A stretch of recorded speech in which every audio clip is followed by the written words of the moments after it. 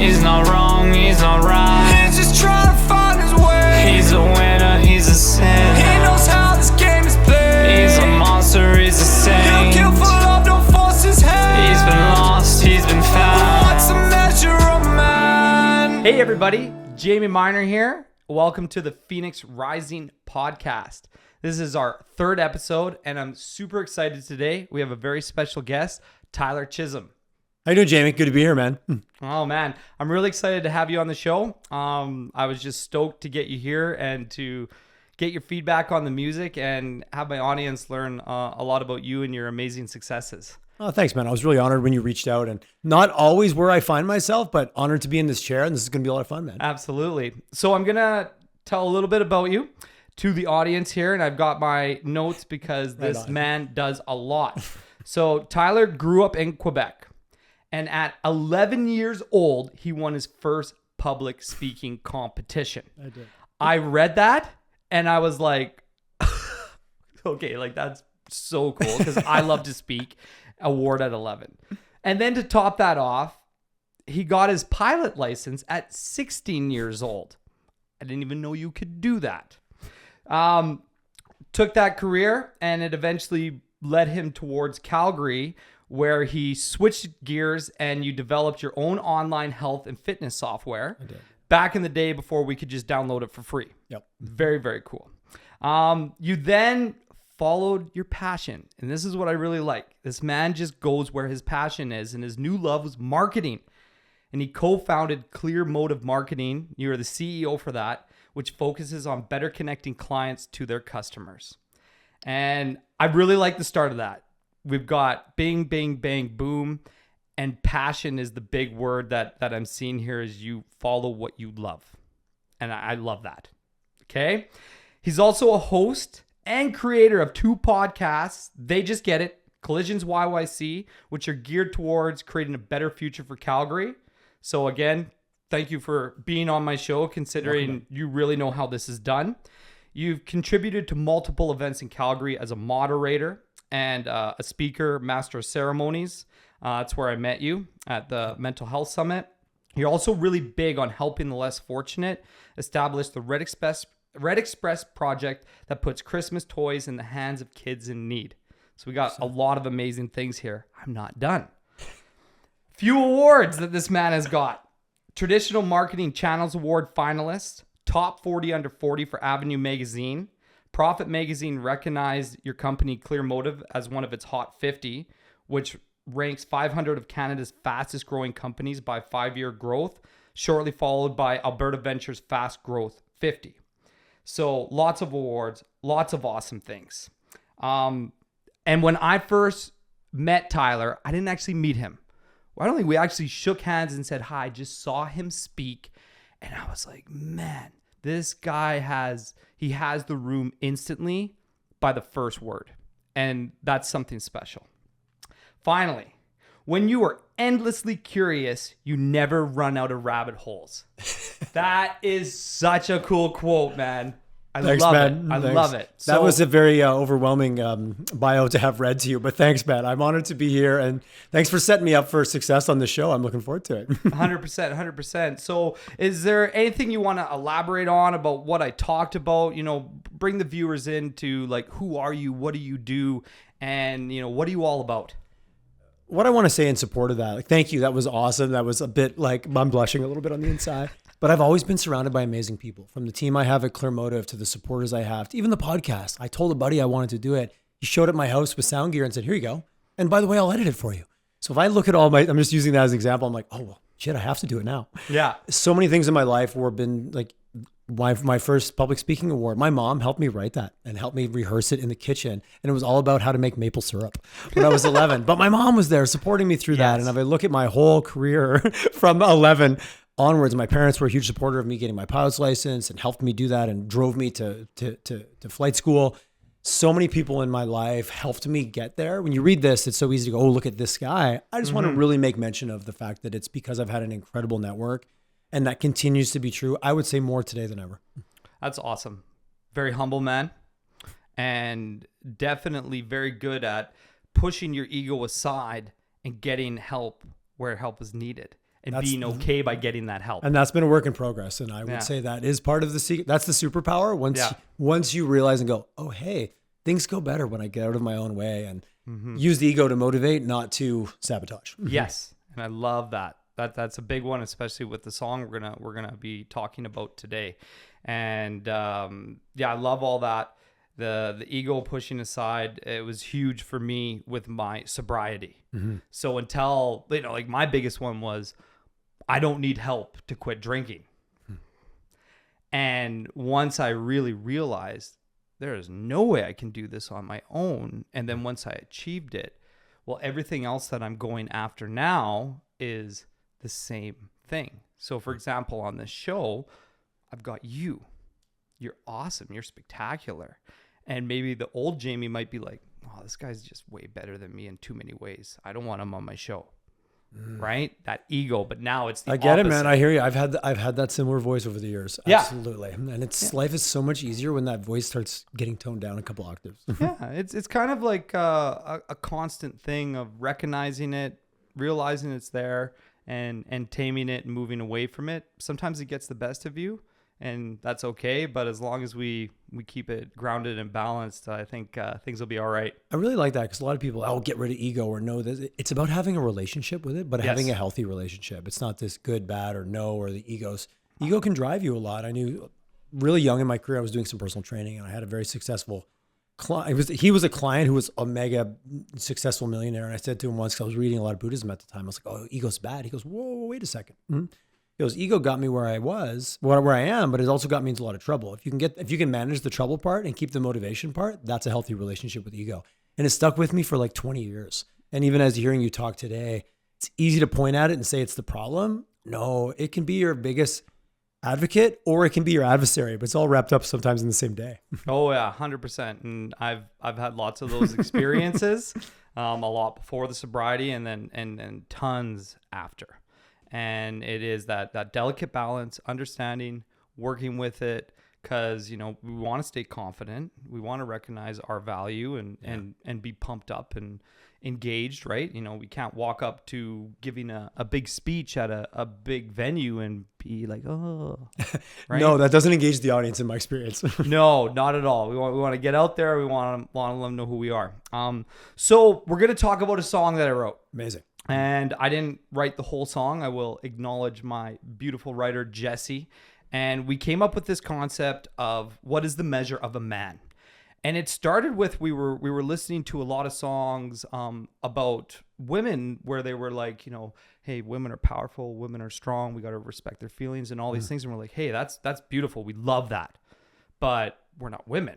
So, what can we do about guys? What can we talk about? What does it take to be a man? What are some of the struggles that men have to deal with? And being vulnerable, open to their emotions, and admitting their fears, doubts, their ego, and all these things. And the idea behind the song is that a guy could listen to it and kind of look within himself and kind of break that barrier. So I'm going to go ahead and play the song. Let's do it. And then we will get your feedback on it. So I'm just going to get connected. The speaker's right behind you. That is a 1,000 watt speaker. Bluetooth. Amazing. So I'll be able to hear it. Oh, I think you should be able to hear it for sure. All right, let's turn her on. But the young men really need to hear this more, I think, is that you should be a monster. Because everyone says, well, you should be harmless, virtuous. You shouldn't do anyone any harm. You should sheath your competitive instinct. You shouldn't try to win. You don't want to be too aggressive. You don't want to be too assertive. You want to take a back seat and all of that. It's like, no.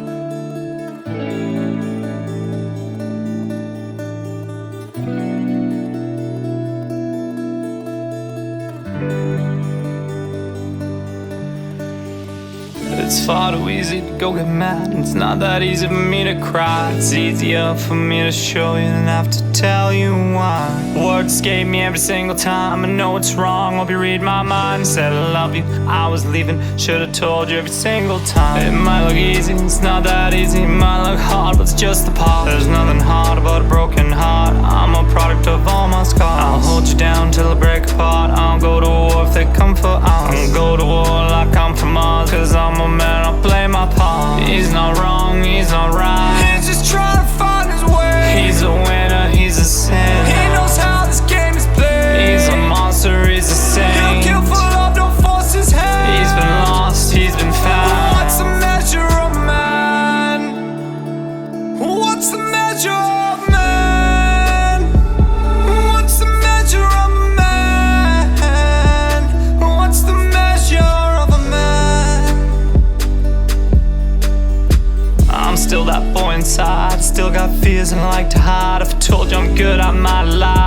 still got heart and a lot of pride. I'm trying to grow, really trying to climb, really trying to spread my wings and fly. I'm really not trying to waste your time, I'll make it right, girl, do it tonight. Sometimes I don't wanna wake up, look in the mirror and face up with a man I don't understand. Look at myself like, what's the plan? Sometimes I need to swallow my pride, sometimes I need to realize it's not about me and that's alright. I think that's growth, I hope I'm right. He's not wrong, he's not right. He's just trying to find his way.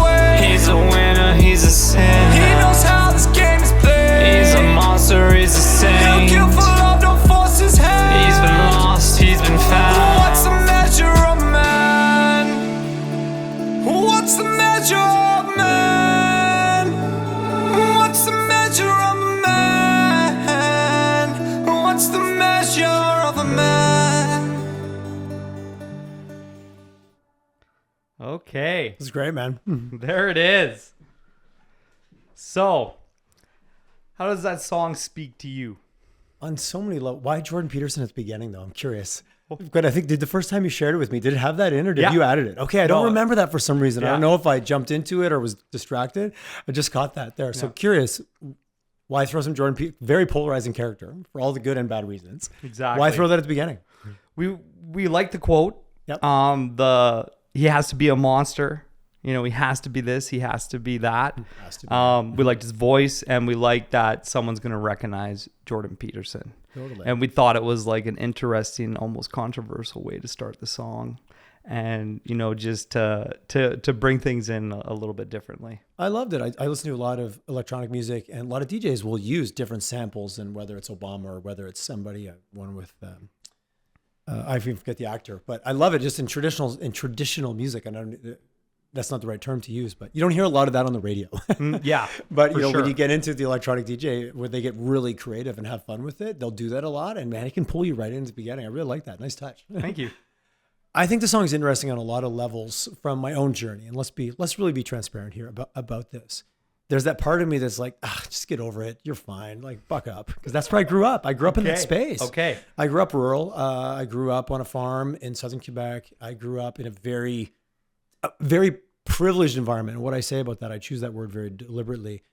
A lot of my friends, their dad would go to work. I grew up on a farm. My dad went to work right over there. So I grew up working with my dad and alongside like men on a farm. Right. But that environment has double-edged sword. Okay. You're included, you're part of it. I have a great relationship with my dad. And when we connect, we do projects together because that's how I grew up. But that world was very macho, for lack of a better term. There was no feelings. There was no crying. There was none of that. Like if you're going to be here and you're going to participate, you act this way. You don't act. I don't care if you're 10 or 6 or 14. It went through all and it was never done with malice or malintent or like abusive, but that's just what they knew. Yep. And an environment in a rural community, for anyone who's grown up there, your measure is the value you can bring through work. How many bales of hay can you throw? And are you strong? Oh, who's stronger? Who's going to pile the most this or lift the biggest that? And so much of that was ingrained in my early childhood that macho, be the strongest, toughest, like you can work the longest, sleep the least. You don't need to eat. Oh, and if you're drinking, you can drink the most because was all part of that. Right. And there's still a little bit of that inside me. And I'm very thankful for it because it's driven me a lot through work ethic.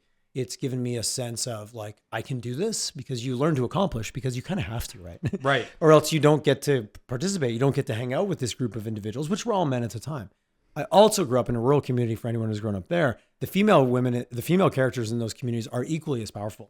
Okay. My grandmother was a force to be reckoned with. My grandfather was a hard working, head down focus, but my grandmother was outgoing and involved in the community and got things and made things happen. And she was that lady. Nice. Especially looking back on the times. There was no not having a driver's license. There was no not going out and doing your own thing. Like, oh, women will stay at home. That's not how it works in a rural community, not where I grew up. Yeah. My mom equally so, but my mom had some more balance around the sense of, and I love both my parents, but they both played very, very different roles. I'm going all the way back. And my mom was much more about feelings and emotions and hugs and caring. And it wasn't about macho. It was about connection and about feelings. Right. And of course, at the time, I'm just plowing my way through. Like, I don't know any different. I'm not analyzing this. But around 25, 26, all of a sudden I stepped back and went, wait a second. okay, this maybe is not serving me, this macho kind of cold, hard layer. And I started reading, I actually read a book at the time, and I've referenced this book a lot. I don't know if it's in print anymore. It's called The Craft of the Warrior by Robert Spencer. And I read it when I was like 25. And what he did in this book was, and I picked it up because it had the word warrior in it, because that's macho, right? You're going to be a macho. Yeah. You're going to be a man and do the macho things. But what a book was about was freeing yourself from all the things that would get in the way, that would suck your power, that like, you can adapt because a warrior adapts. And then there was a chapter on Buddhism. And then there was a chapter on yoga. There was a chapter on, I don't know if you remember Dan Millman and the way of the peaceful warrior. So it took me down this path of starting to go, oh, wow, there's a whole other framework to start to live by. And I wasn't referencing that to like be a man or not be a man. But what it did is it really softened my journey. And as I listened to that song, I can relate to it in so many different ways from different times in my life of this journey I've been on. I turned 50 this fall. So some people would say that's a milestone. It's turning 50. It's a number. The 4 changes to a 5, man. It's a number. But getting comfortable with who I am and some of that messiness, and I've always worked with coaches, counselors, gone to psychics. Like I'm open to all of them. That book really set me up for like, I took a course on NLP to understand how I was even talking to myself internally. It's far too easy to go get mad. It's not that easy for me to cry. It's easier for me to show you than have to tell you why. Words escape me every single time. I know it's wrong. Hope you read my mind. Said I love you, I was leaving. Should have told you every single time. It might look easy, it's not that easy. It might look hard, but it's just the part. There's nothing hard about a broken heart. I'm a product of all my scars. I'll hold you down till I break apart. I'll go to war if they come for us. I'll go to war like I'm from Mars. Cause I'm a man, I'll play my part. Which goes on in that song of like, well, geez, am I this? And oh, who is this person? I don't recognize it. I've got to be a certain way, but oh, it's not serving me anymore. And we chatted about ego earlier. I think ego plays a part, but so much about identity as you're on that journey. And well, I'm not sure how old you are, but we grew up with the Arnold Schwarzeneggers and the Sylvester Stallones and the Jean-Claude Van, toxic masculinity at the nth degree. You've got to be witty. You've got to be ripped. You've got to be funny. You've got to be rich. You've got to get the girls. Oh yeah, you need to be able to fight and beat everyone up and then somehow save the day, but then be okay and maybe do flower arranging in your spare time. It was a very unrealistic portrayal of what masculinity was. I grew up watching those 80s action films and crazy ninja movies, which fed that like, well, if you're going to be a man, you're going to like rough and tumble. Yeah. But if you pay attention and you take stock, all of a sudden you're like, wait a second, this might be closing more doors than it's opening, which again, I'm hearing through that song. Like you took me, it was quite a journey as I'm looking at the years. Maybe that's part of getting older as you start to look at your life in these phases. Yeah. And like early teens, learning it, working in it, then getting to my teen years and going, oh man, this is like, and sometimes being like, I'm kind of acting like a dick here.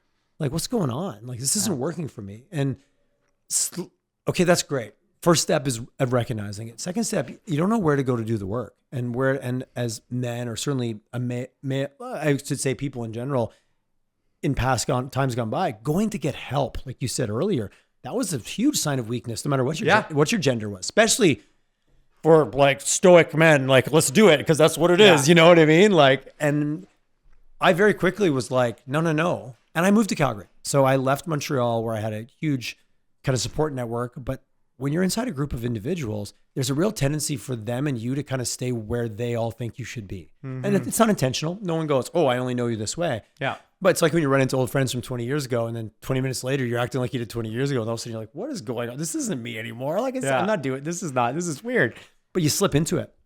I moved to Calgary, mid-20s, worked in the fitness industry, still with a little bit of that macho, but started to run into some interesting people. Ran into a Reiki practitioner. So started learning about energy and what that meant. And everything for me in the early days was how I was relating to myself. Okay. So in that song, listening to the journey that the lyrics went on, there's that what's going on outwardly and maybe how I'm to be perceived. But then there's that internal dialogue that starts bouncing around. And some of us pursue it. Some of us, when you suppress it, I think is when the bad stuff happens, where all of a sudden you find yourself in like, how did I get here? Yes. So the song really pulled me into that and really started to make me think about like these different phases of my life as these reflections of moving more and more towards a much more balanced, maybe knowing where my center was for me, not the way the world wanted to tell me my center should be, because a man should act like this or like that. Yeah. Oh, sorry. I'm going on a bit of a tangent here because I'm unpacking it as I'm talking, but it was very, very powerful, and I'm going to listen to it some more afterwards. But the reflection that it stimulated, but also the excitement of moving away from some of the toxic side of that to really being okay who I am.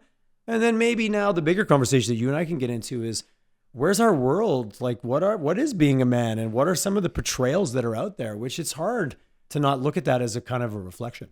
Absolutely. And like, that's amazing. I mean, this is sitting here and, you know, playing the song for you. So as a man, I'm sitting there and I'm not going to lie, I was a little nervous. But, you know, writing a song like that and understanding who I am, I'm okay with saying that.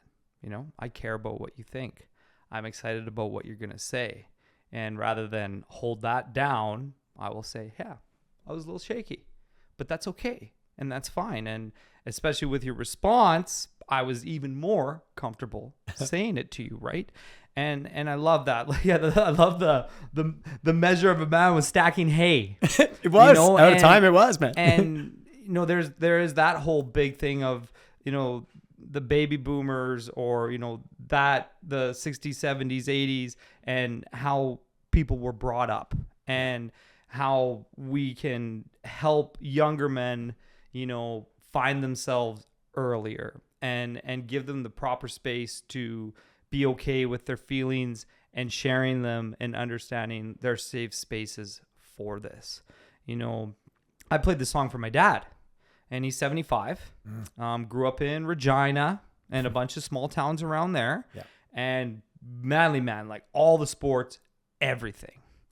And we had a conversation yesterday where we were talking about mental health, and he's kind of unique where he's like, I never went and talked a lot about my mental health. Yeah. But I was always able to unpack my feelings properly. He said I could always go, well, here's my problem. Here's what I'm facing. I've dealt with it, and I'm able to move on and be okay. And I was just sitting there. I was like, you know, here's a guy who figured out his own thing, and he's very healthy with it. Yeah. But in turn, my dad, coming from this very macho style life, huge into sports, like captain of the football team, he never pressured me into anything. He was very good about me doing what I wanted to do and supporting everything along the way. So, you know, your father figure and those people as kids, I mean, they're insanely important to, you know, helping with this, right? And, you know, and some of them did the best they could with the information they had at the time, right? And like, I never find fault, because, you know, that belief of, well, we all made the best decision that we could based on what we knew now. Yeah. But now I know something different. I might have gone back and changed it, but we can never do that. No. So the guilt and shame and the shoulds, don't should all over yourself. I should have done this. I should have done that. I think I reserve the right to learn something today that's going to, like, even chatting with you now, that'll shift how I think about things. Giving yourself permission, or the world sometimes wants to, like, well, no, you said you were into cabinet making. Well, yeah, but I'm not into that anymore. Now I want to make this now. Oh, that's hard. And I think a lot around personality, it can be really challenging back to the people in your life. And hey, I might be different tomorrow. And a friend said to me once, I forget what I did. I tried a new massage therapist or something. I was like, oh man, it was amazing. He's like, well, yeah, but then the new thing you always try is amazing. I'm like, well, yeah, but isn't that the whole point? And he wanted to hold me in that spot because it made him feel more comfortable. And I think with personality traits and self-awareness and using external things because they're easier to point at, but fundamentally, hey, you know what? Yeah, that's the way I was last year, but I've realized that's no longer serving me, or I've just evolved it into a way that I think I'm going to try this for a while. We often don't give other people that permission. And, you know, it's kind of the meeting you where you are and meeting you where I am versus where I want you to be. Yes. That's a slippery slope. He's not wrong, he's not right. He's just trying to find his way. He's a winner, he's a sinner. He knows how this game is played. He's a monster, he's a saint. He'll kill for love, don't force his hand. He's been lost, he's been found. What's the measure of man? It's an extremely slippery slope, and I know I experience it a lot of, especially with my new kind of life, you know, 3.5 years sober. I'm 38 years old. I'd love to say I'm 3.5 years old, because that's literally how I feel. I love that so much. I love that where you're saying something new. I'm this excited. And someone says, well, you know, why are you so excited about that? And I feel the same way. It's awesome. Because it's new, it's exciting. And I've got all this clarity of feelings and emotions. But I definitely do have people that, you know, that have known me a long time. And the new Jayme sometimes they're kind of like, whoa, this is very different. Yeah. And those were a lot of fears that I had about getting sober, was I wouldn't be funny enough. I wouldn't be cool enough. I wouldn't be manly enough or whatever it was. But once I came into understanding of really who I am and what I'm about, and especially being like showing my vulnerability. Yeah. And that still can be very hard at certain times, especially when it's like a real intense emotion and you kind of want to cover that. Like, what are your thoughts about, being a man and exposing vulnerability? Like, what do you think? Work in progress. Yeah. To be honest, my business partner has a great line. It's, he says, we wait till we trust to be vulnerable, but the second we're vulnerable, we create trust. Okay. And I love it. So That's really cool. Yeah, I'll Can you say that again? Yeah, absolutely. I wanna hear it I again. love it. He said it to me one day and I was like, whoa, mic drop. Let's do it. We actually did a podcast about it because I loved it so much. And we wait to have trust to be vulnerable. Okay. But the second you're vulnerable with someone, it immediately creates trust. So we're And waiting for it when we could instantly get it. Absolutely. Okay. I love that. And what relationship isn't based on trust? Sales, business, marriage, friends, it's all trust. Everything. And we fear that somehow we're going to look bad in that person's eyes. But what typically, it's like, what's the other one? We judge ourselves by our intentions, but we judge others by our actions. Oh, it's okay for you to be vulnerable, Jayme. That's great. But no, I'm being vulnerable. Well, are you? And I grade vulnerability on kind of a 10-point scale. Okay. I can be really vulnerable at a 6 out of 10. It doesn't really stress me out. Used to be a 2. Used to be a 1. Like, oh yeah, no, I was kind of worried. No, I was never worried. It was always going to work out. No, I was totally worried. I was losing my mind. And now I'm way more comfortable with the 8s and 9s. Okay. And sometimes, even I did NLP training, neuro-linguistic programming years ago. And they said, when you're working with someone, you're helping them through something. Don't start with a 10 out of 10. Start with a 2. Start with something that's like, let's be vulnerable about something that's safe. Yeah. Because I do believe everything is practice. Practice it. Get comfortable with it. Oh, you know what? Practice. I was vulnerable with Jayme the other day and I walked away and we both actually felt good about that. Yes. Maybe I'm going to ratchet it up to a 6 next time. I'm picking arbitrary 6s and 9s and 10s. Yeah. But don't jump right into it. Like, I'm going to give you my deepest, darkest, and that's somehow going to make me feel better. It might not, but that's okay to be on a journey. And I don't think you should be rolling out 10s with every audience either. No, like, choose a safe place. Find with people that have your back and test it out. For me, it's a work in progress. I would say it's better than ever. And I plan on keep working on it for the next 30, 40 years. Guys, this is really, really cool. Like, the rating scale, I love. It gives accountability for yourself, and it also sets like a realistic goal for what you're going to try to do with your vulnerability. But I also love the fact of like, maybe don't come out with the 10 out of 10 because other people might not be able to handle that. Yeah. And that's almost breaking a boundary in some way, right? Like, we start the podcast and I just start crying and telling you about my worst moment in my addiction. And you're just like, okay, so we went from 0 to 100 like that. How am I supposed to adjust to this podcast? So I think those are some really helpful tools on, being okay with vulnerability. And I love the idea of practicing it.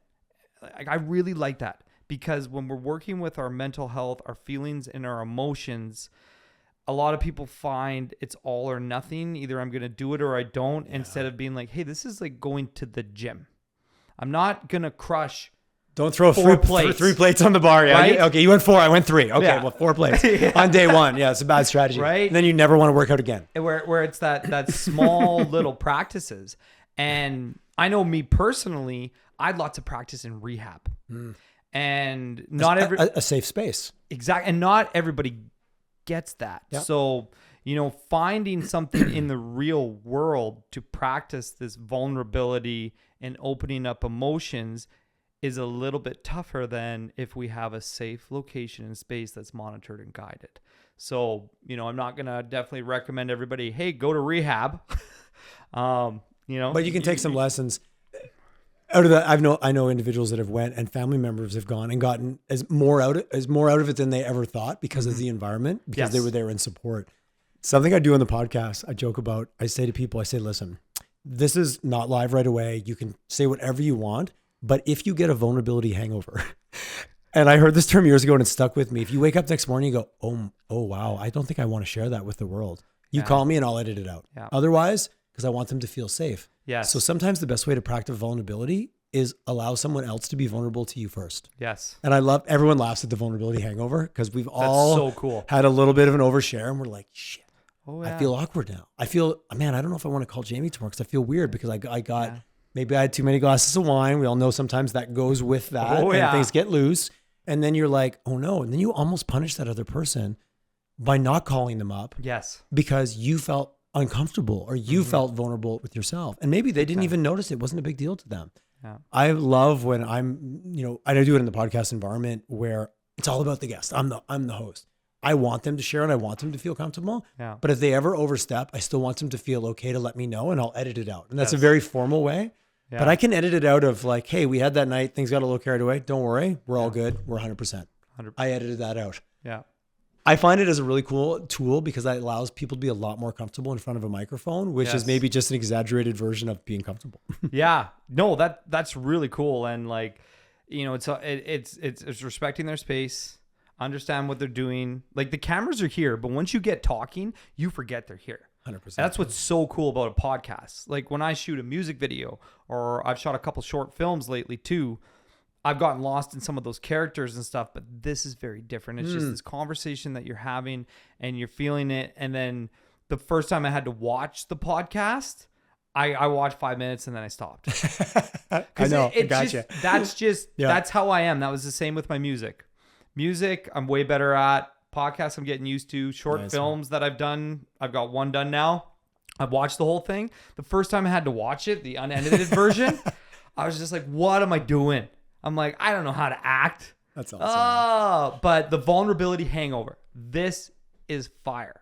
Okay? Because one, you can get this without alcohol.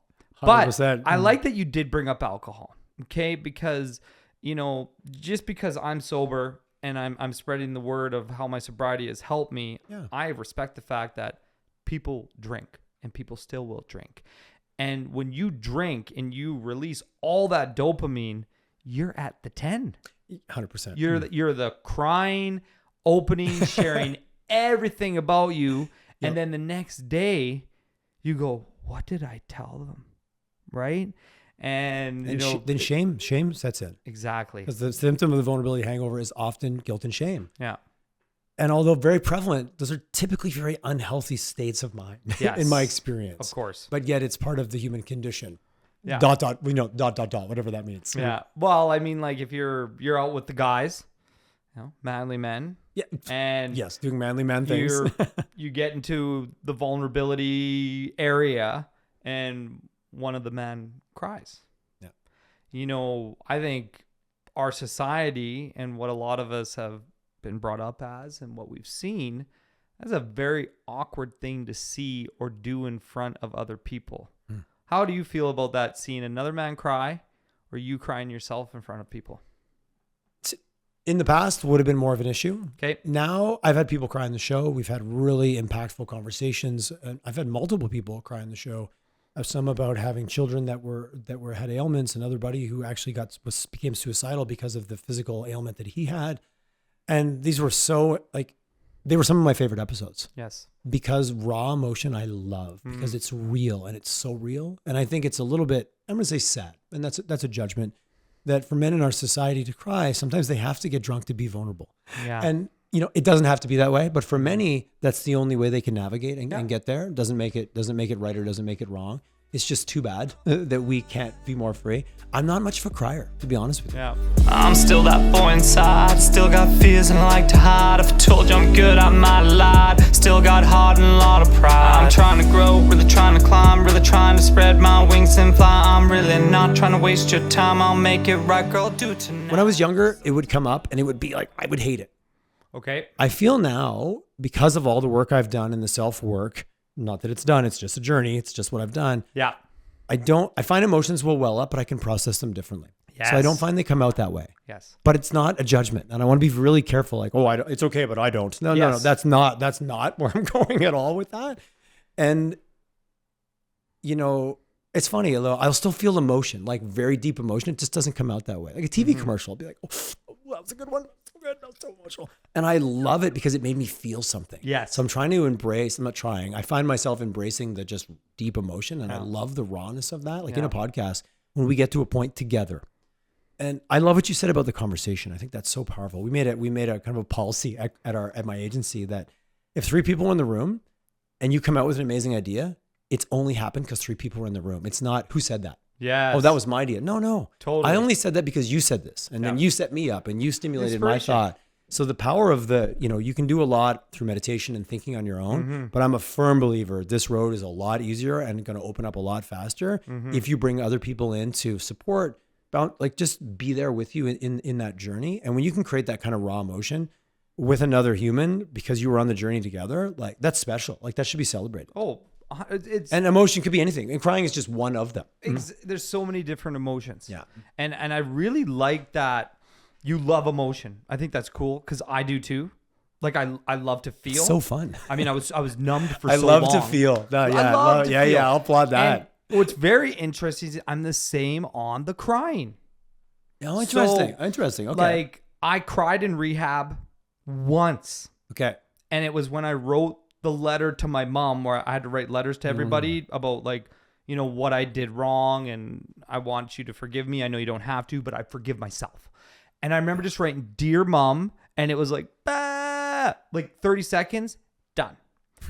And I did look back at that and say, like, what's going on with me? And then the last few years, I'm like, what's going on with me?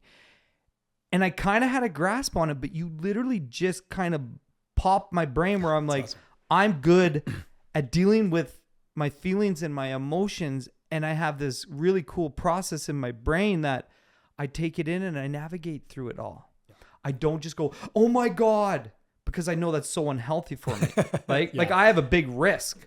I'm kind of like the Incredible Hulk. I don't want to get too happy or too sad or too anxious or too depressed or too over emotional because it could my relapse. Yeah. So I like the Incredible Hulk. that, comparison. yeah, I like that. That's right. So I think that's so cool. Speaking of growing up around toxic masculinity, is Yeah, like, no this doubt. average man, but when he really Yeah, you does, get him when he really mad. saves the world, he turns into that. Like, anyways, I get Instead it. of I get turning it. it into a fluffy kitten. Yeah, no, definitely not a fluffy kid. A fluffy kid that Yeah. will level the village. But But that's really cool right there. When you do that self work on yourself, Yeah. and you can understand yourself, how your brain works, you get a better gauge on your emotions, and maybe and it's a journey. and maybe that results. Crying might into- come around again. I don't know. It might be crying. For some people, it might be I cry all the time, Yeah. just because I want to, and that's how I use my emotions. And then what I loved is you touched on this. You bring people together, and this idea comes in, and that's literally what just happened on camera, Totally, completely. right? And I've never it's been able very to cool. articulate it the way I just did because no one has ever asked me the question. Yeah. like you did. So it all comes. I didn't hand know in I was hand. going to be thinking about this today when I got up this morning. There you go. So we got the measure of the man. We've got this man's vulnerability, understanding of oneself, all these different things. What do you feel as, a very successful businessman, the great speaker, everything that I talk to? Thank you. What has, understanding some of these things about who you are, being in touch with your emotions, gauging your mental health and all these things helped you succeed? Because I know people want to hear this. They don't want to just hear it's going to make me feel better. Am I actually going to be more successful because I've done these things? I'm only successful because I've been working on these things. If I had not been on this journey, and I'll say about 26, it's when I moved out here. I've been out here since 2000 and turned 50 this year. Every time I was able to become more balanced with inside myself, less triggered, less reactive, less feeling like ego and all this stuff, life got better and success came more easily. Okay. I had better relationships, and nothing in life and business happens without relationships. And if you're being a dick, you're not going to get to have good relationships. It's just the way it is. The not at all. dickish, super successful business guy that always gets portrayed on Hollywood. I knew a few of those guys, but a lot of the people, I started meeting people that were really successful that were actually really nice people. I'm like, I need to rethink this whole strategy about ball busting, tough guy. And I would say in the last year, it's been the biggest move forward for me because through some experiences, I believe in the proper use of psychedelics for personal growth and development. Okay. Not for, I had my psychedelics party phase. That was many, many years ago. me too. And I've come back and it was great. And I learned a lot about myself in there, but this has been different. And about a year ago, and it's just coming up on a year. That's why it's on my mind. I've been thinking about it. I did a 5-MeO DMT journey. Okay. And the main healing I got was the belief that for life to be good, it doesn't have to be hard.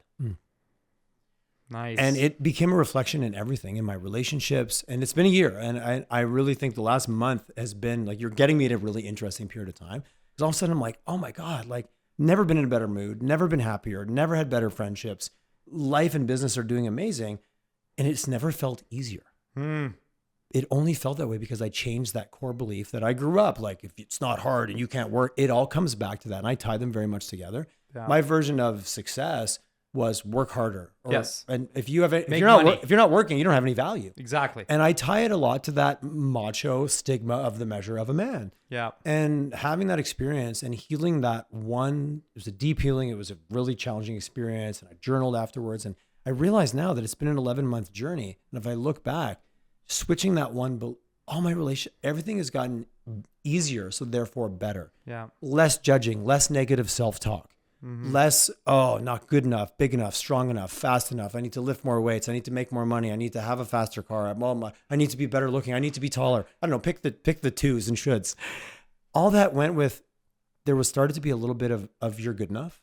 Yes. And all of a sudden everyone around me got good enough too. Funny how that happens. And I tie it a lot back to that root of that kind of that macho, that thing. And the more that's gone away for me, the more successful financially, the more wealthy in relationships, and the better the business, my relationships with my friends, my business partner. But bottom line, I've been able to make more money and it felt easier. So if your audience wants to hear that fact, that has been 100% truth for me. Everybody wants to hear that fact. Okay, Tyler. fair enough. Okay, fair enough. I'm just getting comfortable saying these things out loud. So you're thanks for entertaining this. But it's so cool. Yeah. This is so cool, man, because the easier thing, I've been playing it with it too. The exact same thing. Cool.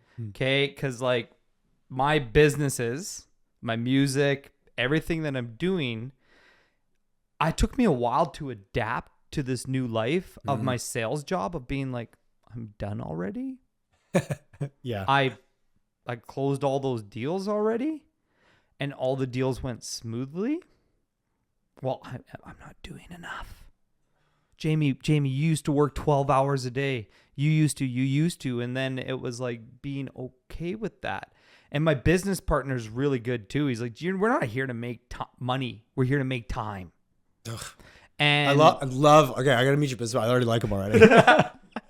Right? Yeah, I love that. That's what we want. You're absolutely right. Like we got time to do this. Because you can always make more money, but Yeah. you can't make more time, Yeah. but you can better use the time you have. Exactly. I love that so much. And the easy. Yeah. If it's okay that it feels easy.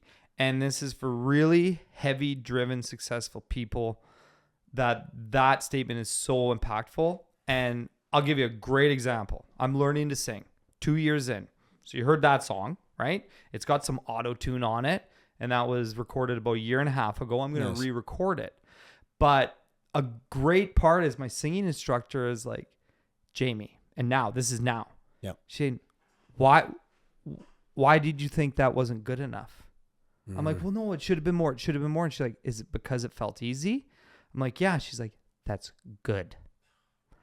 So my brain was thinking, if I'm not squeaking out this note and not feeling it like it was really hard to do, I wasn't singing good enough. But it's crazy. Like with your voice, it's so hard to actually change this brain. I have to the dials are inside. I have to do it like 50 times until I can find the note and realize I can put in half the effort. And that's okay. I don't need to sing the high note. I don't need to sing that song in that key if it makes it harder.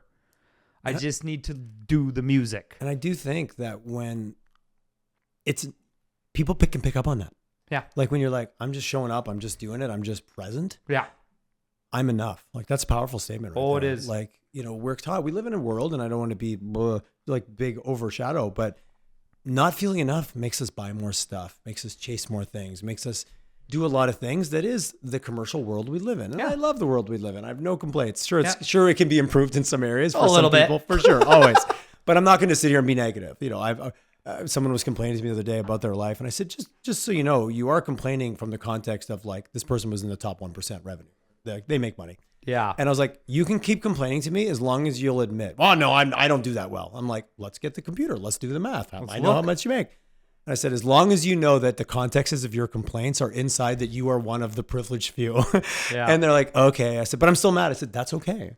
But just remember to put some frame around it. Well, exactly. It's okay to be mad and Absolutely, frustrated. man. Completely. But like keeping that positive mindset, The complaint was a helps bit so much. ridiculous. I was like, okay, come on. Call them Okay, out. That's come on. okay. Come on, rich white guy. Enough of this. This sounds silly right now. Oh yeah, it's okay to be called out, but the enough is so powerful. I'm really glad you brought It that really up. is. Because the And- second you feel enough, there's like almost a guilt of like, well, do I have permission? Am I allowed to feel enough? Sometimes I don't wanna wake up, look in the mirror and face up with a man I don't understand. Look at myself like, what's the plan? Sometimes I need to swallow my pride. Sometimes I need to realize it's not about me, and that's alright. I think that's growth. I hope I'm right. He's not wrong. And that's like with your speaking and like when you were on the mental health summit. I know that's why I was like this guy. I'm like, this guy's him. This guy's him. He hasn't sat there and worried and prepared an immense amount, and he's not sitting there thinking the whole time, I'm worried about what these people are going to think I'm going to say. He just said it.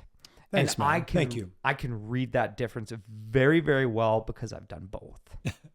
Right? You know, I've done the sales guy, the fake, whatever, and I could do it great. Winks and guns. Oh Yeah. man, I was I insane. think we've all done a little winks and guns Yeah. in our day. If we, But you know. it is crazy what that does for business speaking It does. and performances. I know for my performing, you know, like when I sing my songs, I've got very little performing experience. I own it. And I ask people after, I'm like, how was it? And they go, man, like it was just you. It was your story. It was your vision. And after a while, I was like, how come no one's saying anything about like how I sounded with my singing? And I talked to How people connect with my it. music team, and they it's said, awesome. it's not about your singing, man. Yeah. Right? It's about Like, people don't get me connecting wrong, to- you can sing, and yeah, you're not Mariah Carey, right? Yeah. But it's about that. And, you know, like a big thing for me to get over like nerves and stuff is to remember that. You know, being nervous is okay, right? It's okay to be nervous. It's okay to have butterflies. You just need to get them to fly in formation. I had someone tell me that years ago. I was Cool. like, I love it. It's this Yeah. high powered, she was a Midwest or kind of central US, a news anchor. Yeah. And when she retired, she spoke to business leaders about how to speak properly. Like when this woman walked in the room, you were just like immediately like she had gravitas. Like, and she said, she goes, when you stop getting nervous, it's because you're not taking it seriously. So Yes. stop speaking. Yeah. But she goes, just get them to fly in formation. She goes, you're good to go. And it stuck with me for like 10 years. I very love cool. it. And she just like, when the woman spoke, everybody listened. It's so interesting what you say. I've been doing a lot of speaking lately, and people come up to me and they're like, oh my God, like I can't wait to hear what you say next. And in my mind, I'm like, I'm just showing up. Like, Yeah. but because I'm kind of at this place now where I'm becoming a lot more comfortable with myself, it's resonating with the audience. Oh, yeah. What I say is secondary. It's this, Yes. this me that shows up, and I'm wrestling with it a little bit. Cause I'm like, I'm just going to have to take this. Because 10 people come up and tell you, you don't play the, oh no, I'm terrible. Don't look at me. Like take Yeah. it, thank them. And, Yeah. but I've still been unpacking. I'm like, wow, it was nothing I did deliberately. It was probably all the things I stopped thinking that actually allowed me to show up. And it's a real mind game a little bit. And it's fun to be on the journey. It's even fun to just like hearing you talk. I think we have a lot of mirror going on right now. I'm like, oh, Oh, yeah, yeah. I can relate.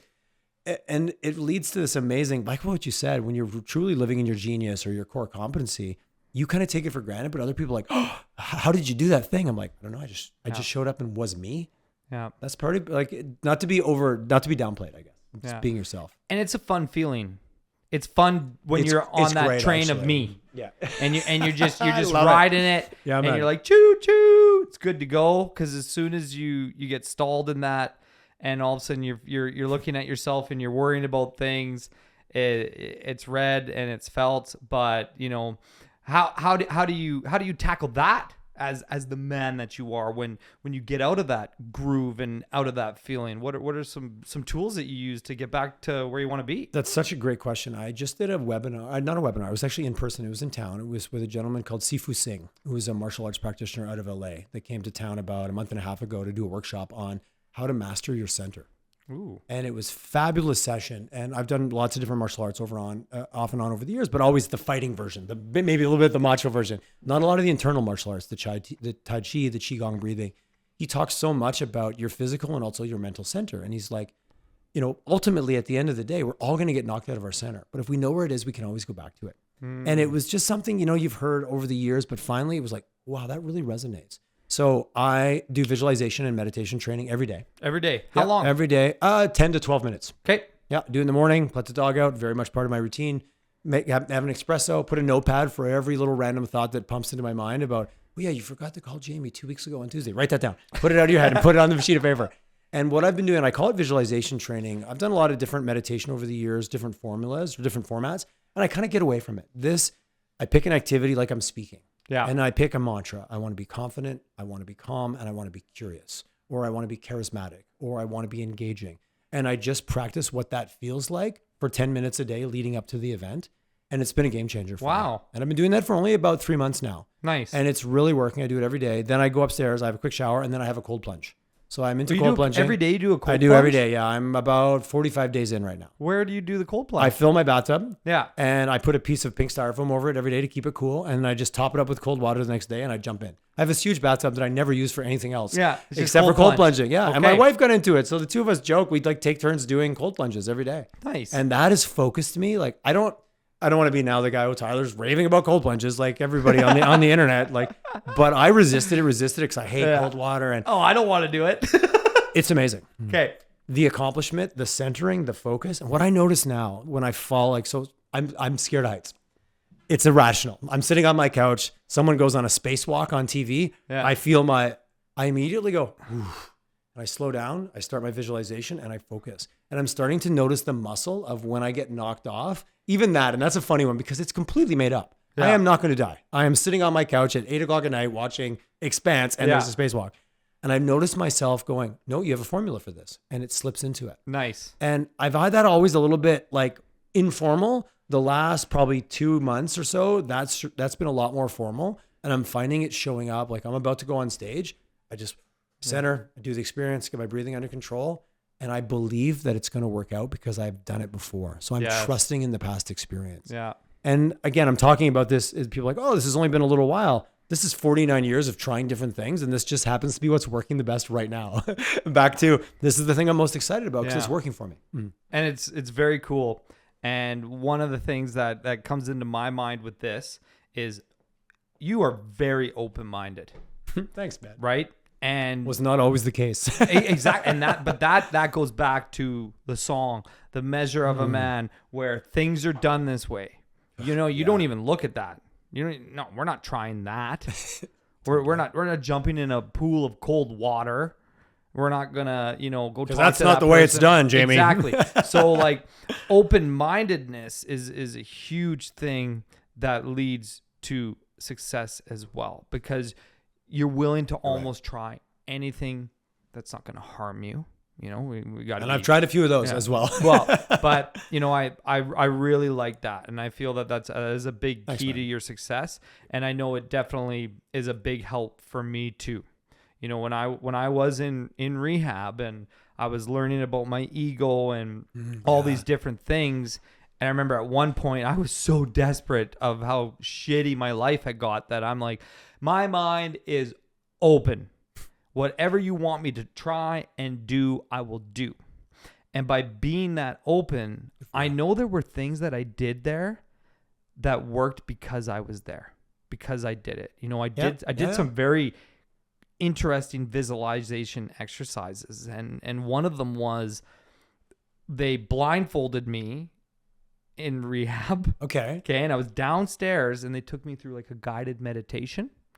And I had been doing some meditating, but again, I'm open-minded. I'm being vulnerable, putting everything away. And she made me live out my potential funeral from my addiction. And told me, you're there, your mom's there, your nephew's there. But wait, there's a beacon of light. And it's coming, you can see it. And then she said, take off the blindfold. And I was looking at myself in the mirror. And because I was so open-minded, man, it just hit me. Like I'm feeling it right now. But I remember, I got your goosebumps. I remember her taking me to this place of like, holy fuck, I could have died. What would that have done to my family? And then to who's going to save you? Me. Yes, you're the light at the end of the tunnel. That's powerful. Right? We all are. We're all our own light. And that's why having people like you out there that speak so open and freely and honest, you probably see a lot of people that you've impacted.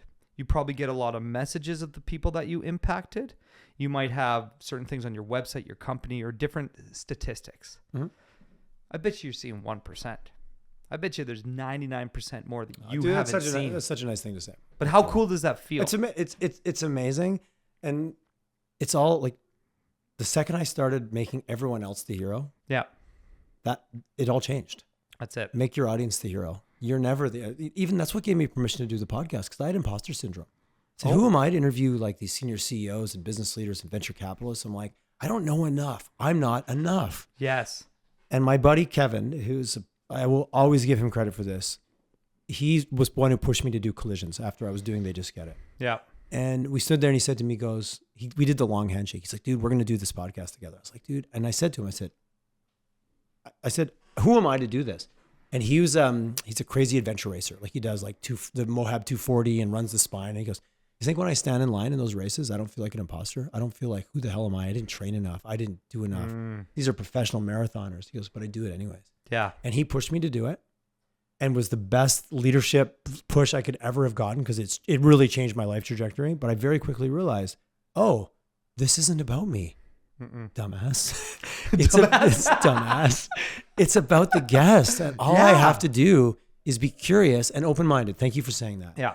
And people are like, what do you love? I love to be curious, because when you're curious, you have permission. And someone said to me the other day that, oh, did you like that guest? I said, what do you mean? I love that guest. They're like, oh, but I heard they were this, I heard they were that. I said, when I'm on that podcast, I fall in love with that guest because they're the hero. Yes. So don't ask me about their personality and if they were this or that. Like, I love them. That's why I'm there, to lift them up. Yeah. And that alone is, I think, what's also contributed to what you just said about that feeling of putting it out there. Yeah. And having that sense that it's never about me, but guess who gets to benefit from all that? Me, at the end of the day. And it sounds so silly to say, but when I started it, I was kind of terrified of that, because I didn't think I was enough.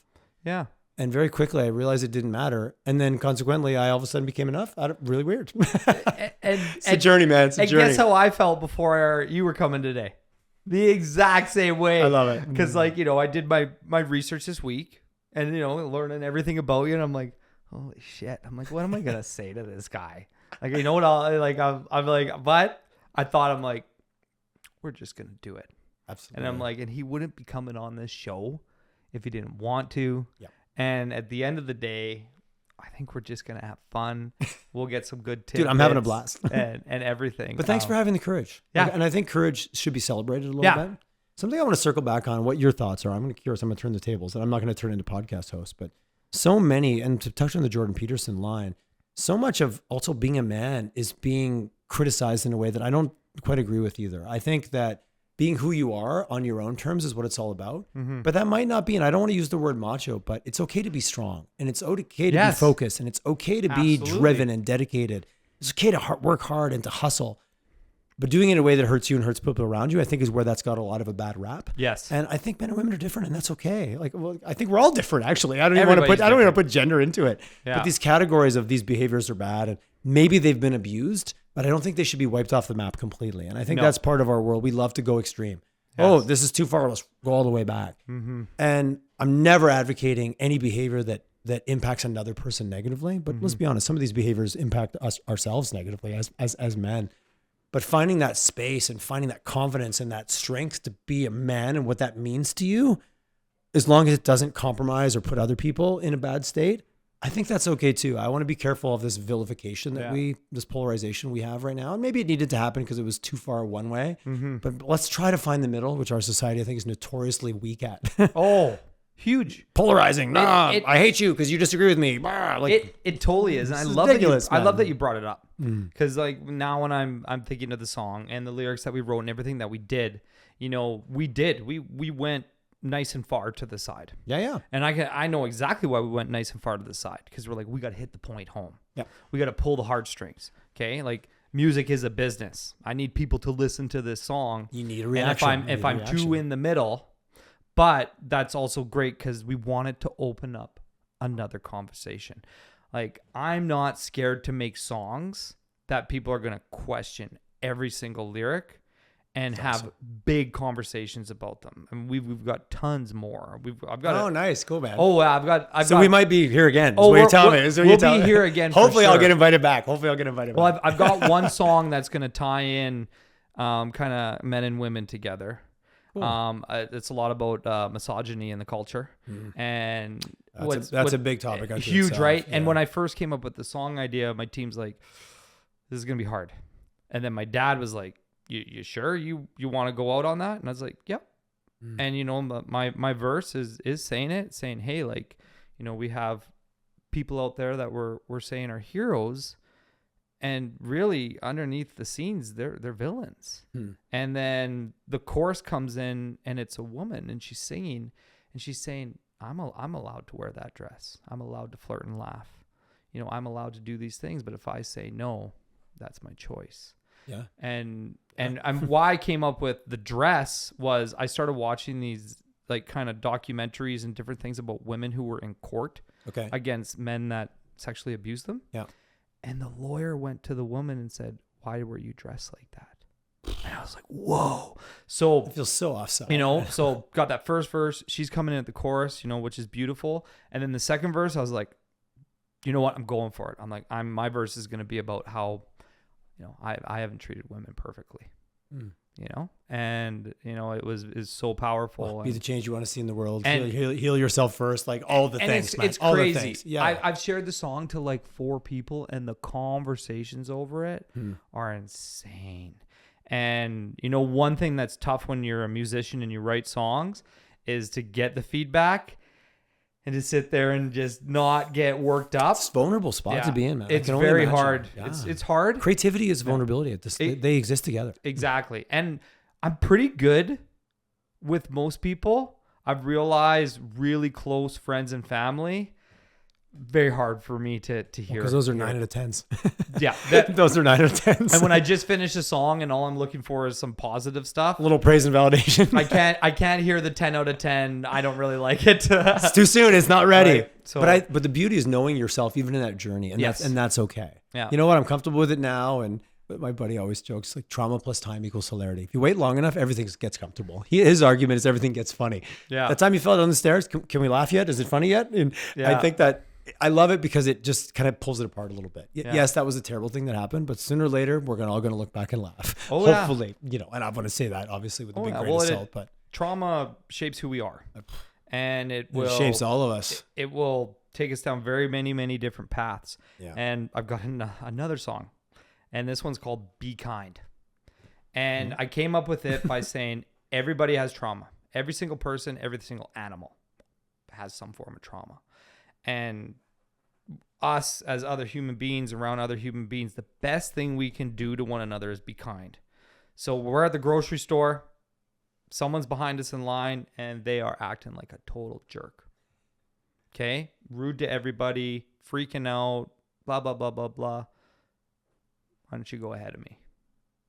Because I don't know why that person's acting like that, but I'm sure there's some form of trauma for whatever's going on that's made them that upset in that lineup.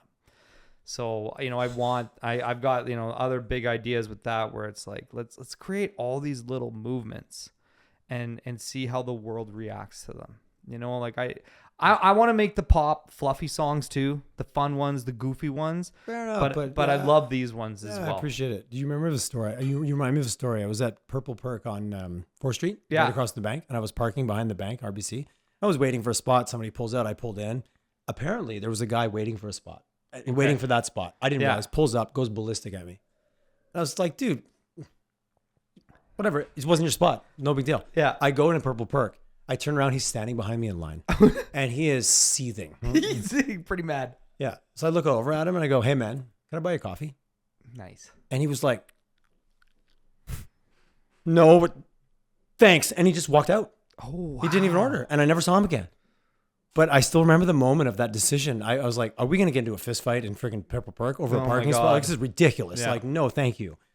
And I just was like, I chose differently. You know what I mean? And I remember it because it was a moment in the past. I might have been like, what's your problem? I might have taken the macho road. Not maybe, probably. Yeah. But in that day, I was just like, no, man, I come here. This is my local coffee shop. Like, this is my neighborhood. I don't want to get into a fight with you. No way. And it was probably more about me than it was about him. I kind of caught myself and I Yeah. just offered to buy him a coffee. And the kindness, he was not expecting that, clearly.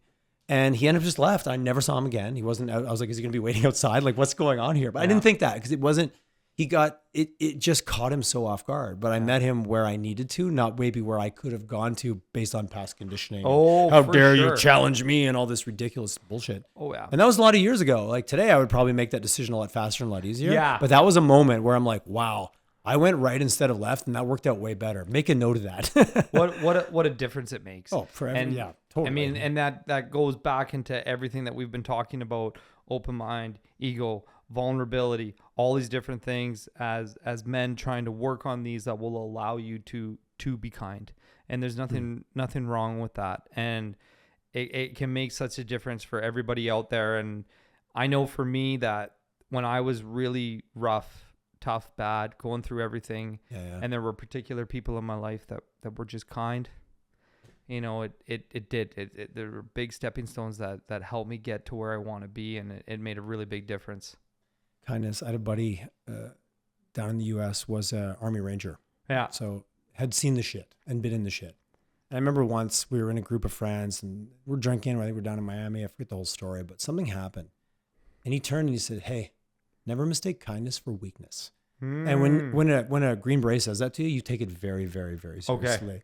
And it was just the way it was said. And somebody was mouthing off a bit and he was being just the way I really appreciate it. Sometimes in our society, if you put the macho filter on, those two things get associated together. And I think that's an error. Yeah. He was very kind, but there was no weakness in that guy from that perspective, physically, mentally, or otherwise. Because Yes. he had seen the shit, been through the shit. He's like, I got nothing to prove. Like he'd been to war, he'd been in combat, he'd done all the things. So he had nothing to prove. So Yeah. sometimes he came off a little bit, like weak. Yeah. Oh no. And I love it. But, and hearing Green Beret say it, it just landed. I was like, oh, you're right. Those two things are not synonymous. They are unique. You can be very, very kind from a very position of strength. Yeah. And sometimes with the wrong filter, those things get mislabeled. And Totally. it's a shame. And we've got so many good quotes today. Like I love good quotes, man. they're I love getting them. knocked out of the park, and I'm loving all of them. But I think we'll start wrapping things up. Love it, man. We can go for hours, I think. I'm pretty sure. That's for sure. We're definitely gonna do more. Love it. I'm in. Anytime, man. Anytime. Really appreciate having you on the show. Thanks for listening to my song and showing the viewers of the impact that I want to make, because you're vital to that. Okay? There's too much music out there. It's hard for people to take the time to listen and understand what the goal is. Where can the viewers come to find you? TylerChisholm.com. Best. We just got the website up and live, and it's got all the links to all great. the places. Thank you so much, man. Really great. Curious as hell. My new thing. Just embracing it. Dude. I'm just embracing it. It's really new, isn't it? Yeah, like month old, 3 weeks old. Okay, month old. yeah, We 'cause, finally pulled it all together. Yeah, it looks awesome. Thanks, man. Thank So you. definitely go check that out. Okay, because what we're doing here is we're releasing a song. Love it. We've got our podcast. We're going to have a little journal booklet that comes with it, Measure of a Man, explaining the song, going to the podcast, and then a link to you. Oh, thanks, man. You're the I appreciate guy it. for the song. And yeah. I've never repped a song before. Well, you're there. I feel pretty cool, man. I You love ready it. for the I love music it. video? Dude, yeah, anytime, man. He's I got ready to go outfits right in now. the car, brother. I got outfits in the Let's go. car. We got the cameras. Dude, there's no better time than now. Perfect. Well, thanks for coming, man. My pleasure, man. Thank you. Awesome. I'm right. He's not wrong, he's not right. He's just trying to find